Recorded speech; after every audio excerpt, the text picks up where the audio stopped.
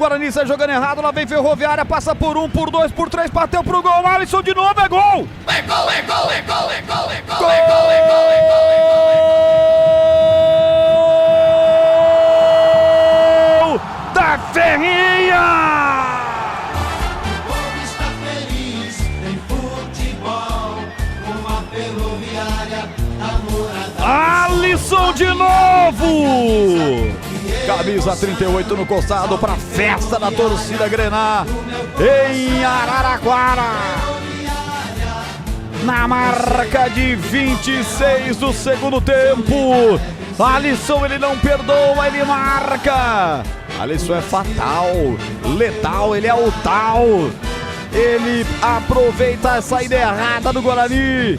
Finta bonita aos seus marcadores, engatilha um tirampasso de perna direita, vencendo o Kaique França, canto esquerdo, pro fundo do gol do Bugre. Alisson não perdoa, ele marca. Ferrinha 2, Guarani 1, que vale ao detalhe, conta aí, bebê. Detalhe de duas falhas do sistema defensivo do Guarani. Primeiro, o Jonathan, que estava com a bola nos pés e acabou se perdendo. Ele não seguiu aquele ditado de chuta pro mato que o jogo é de campeonato, tentou sair jogando, se perdeu com a bola. Depois o Inayan parecia uma criança no meio de jogadores tentando marcar o Alisson.